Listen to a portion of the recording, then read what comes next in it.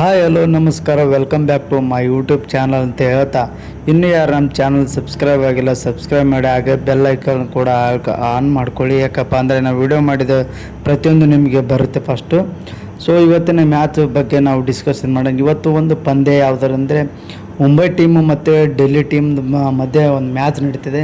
ಈ ಪಂದ್ಯ ಬಂದ್ಬಿಟ್ಟು 20ನೇ ತಾರೀಕು ಇವತ್ತೇ ಸ್ಟಾರ್ಟ್ ಆಗುತ್ತೆ. ಟೈಮ್ ಬಂದ್ಬಿಟ್ಟು ಸೇಮ್ ಅದೇ ಒಂದು 7:30ಕ್ಕೆ ಸ್ಟಾರ್ಟ್ ಆಗುತ್ತೆ ಅಂತ ಹೇಳ್ಬೋದು.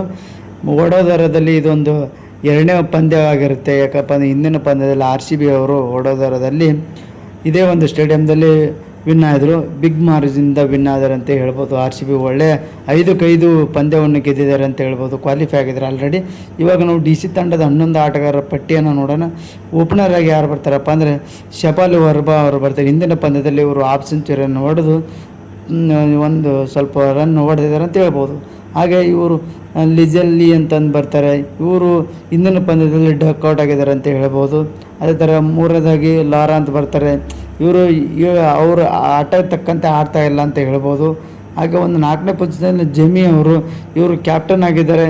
ಇವರಿಂದ ಯಾವುದೇ ಬಿಗ್ ಇನ್ನಿಂಗ್ಸ್ ಬರ್ತಾ ಇಲ್ಲ, ಯಾಕೋ ಗೊತ್ತಿಲ್ಲ, ಕಮ್ಬ್ಯಾಕ್ ಮಾಡಲೇಬೇಕು ಅವರು.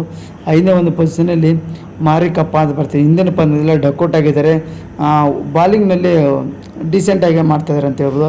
6ನೇ ಪೊಸಿಷನಲ್ಲಿ ನಿಕ್ಕಿ ಪ್ರಸಾದ್ ಅಂತ ಬರ್ತಾರೆ, ಹಿಂದಿನ ಪಂದ್ಯದಲ್ಲಿ ಸ್ವಲ್ಪ ರನ್ ಹೊಡೆದಿದ್ದಾರೆ, ಕಾಂಟ್ರಿಬ್ಯೂಟ್ ಮಾಡಿದ್ದಾರೆ. 7ನೇ ಪೊಸಿಷನ್ ಮಿನ್ನು ಮನಿ ಅಂತ ಬರ್ತಾರೆ, ಹಿಂದಿನ ಪಂದ್ಯದಲ್ಲಿ ಸ್ವಲ್ಪ ಚೆನ್ನಾಗಿ ಆಡಿದ್ದಾರೆ ಅಂತ ಹೇಳ್ಬೋದು.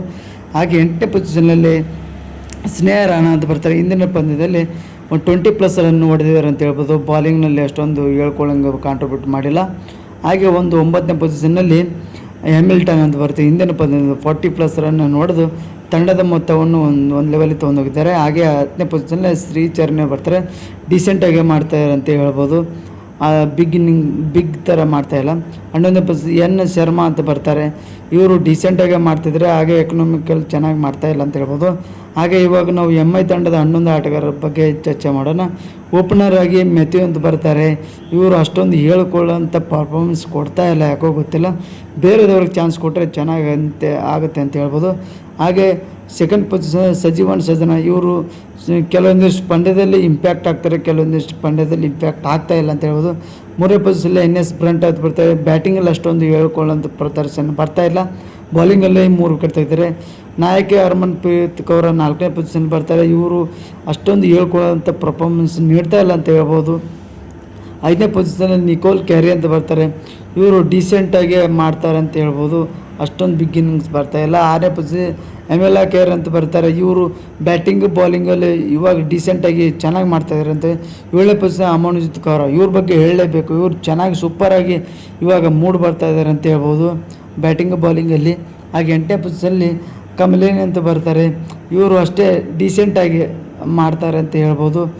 ಹಾಗೆ 9ನೇ ಪೊಸಿಷನಲ್ಲಿ ಸಂಸ್ಕೃತಿ ಗುಪ್ತಾ ಅಂತ ಬರ್ತಾರೆ, ಇವ್ರನ್ನ ಟೀಮಲ್ಲಿ ಆಕಾರ ಇಟ್ಕೊಂಡಾರೆ ಅಂತ ಹೇಳ್ಬೋದು, ಯಾಕಂದರೆ ಬೇರೆದವ್ರಿಗೆ ಪರ್ಫಾರ್ಮೆನ್ಸ್ ಇಟ್ಟು ಕೊಟ್ಟರೆ ಚೆನ್ನಾಗಿರುತ್ತೆ ಅಂತ ಹೇಳ್ಬೋದು. 10ನೇ ಪೊಸಿಷನಲ್ಲಿ ನಾಲ್ ರೆಡ್ಡಿ ಅಂತ ಬರ್ತಾರೆ, ಇವರು ಯಂಗ್ಸ್ಟರ್ ಇವಾಗ ಡೆಬ್ಯೂ ಮಾಡ್ತಾರೆ ಅಂತ ಹೇಳ್ಬೋದು. ಹಾಗೆ 11ನೇ ಪೊಸಿಷನ್ ತ್ರಿವೇಣಿ ವಸಿಷ್ಠ ಬರ್ತಾರೆ.